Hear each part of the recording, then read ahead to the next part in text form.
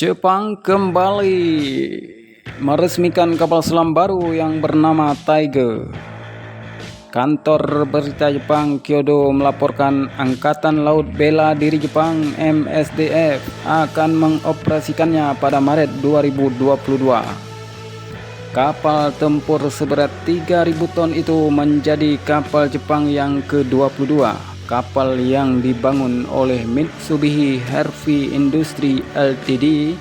memakan biaya sekitar 76 miliar yen atau 720 juta dolar Amerika Serikat.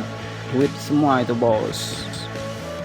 Sebagaimana media Rusia Sputnik News pada hari Kamis tanggal 15 Oktober 2020 melaporkan Tiger diresmikan di pelabuhan sebelah barat Prefektur Hyogo, Jepang. Sekitar 150 orang termasuk Menteri Pertahanan Nobuo Kishi dan Kepala Staf MSDF Hiroshi Yamamura menghadiri peresmian tersebut. Kapal selam Jepang yang baru ini memiliki panjang 84 meter dengan lebar 9,1 meter, dapat menampung lebih dari 70 awak kapal atau kru kapal. Langkah Jepang menambah kapal selam ini adalah bagian dari program keamanan nasional pada tahun 2010. Saat ini MSDF menyampaikan bahwa Tiger memiliki panjang 84 meter dan lebar 9,5 meter, mampu menampung 70 orang kru. Kapal selam Jepang ini memiliki desain seperti siluman dan dilengkapi dengan baterai lithium-ion sehingga dapat bertahan di bawah air lebih lama dari model sebelumnya. Jepang saat ini masih mengoperasikan 9 kapal selam kelas Oyashio dengan berat 2.750 ton dan 11 kapal selam kelas Soryu seberat 2.950 ton. Perdana Menteri Jepang Shinzo Abe mengatakan pada April 2020, pandemi COVID-19 adalah krisis nasional terbesar sejak Perang Dunia Kedua.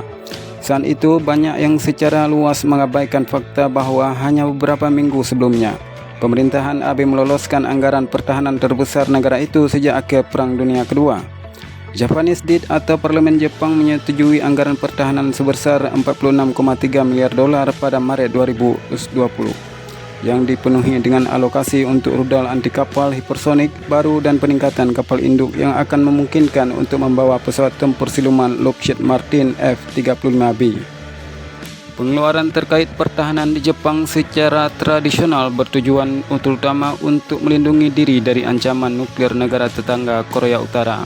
Namun peningkatan pengeluaran baru jelas lebih mengarah pada ekspansionisme dan sikap agresif China.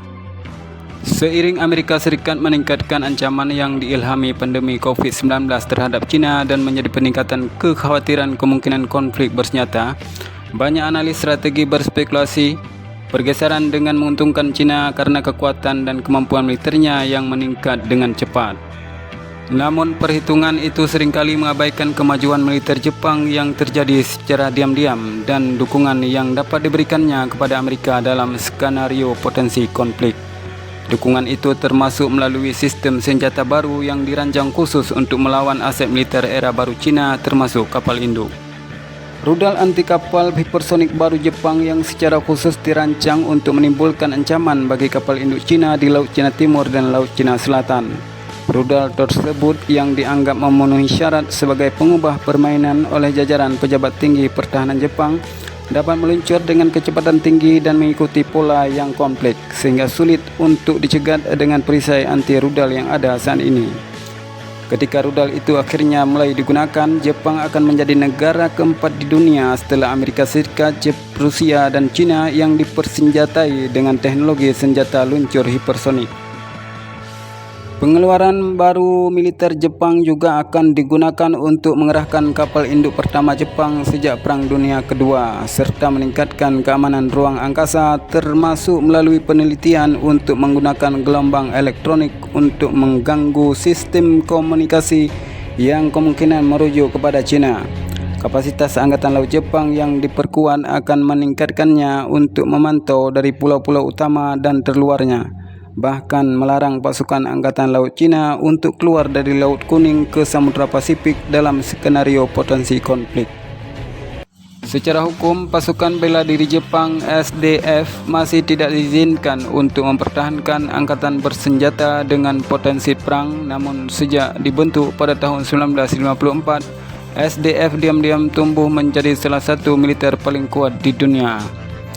Jepang sekarang memiliki anggaran militer terbesar ke-8 di dunia, hanya tertinggal dari Amerika Serikat, China, India, Rusia, Arab Saudi, Perancis, Jerman, dan Inggris.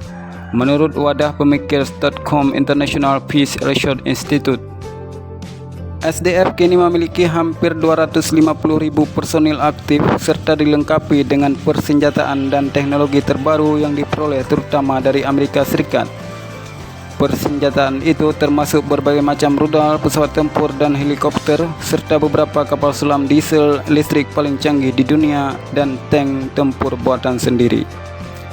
Jepang juga memiliki pangkalan angkatan laut permanen di Djibouti di Teluk Afrika, di mana Amerika Serikat, China juga menempatkan pangkalan militer mereka di sana.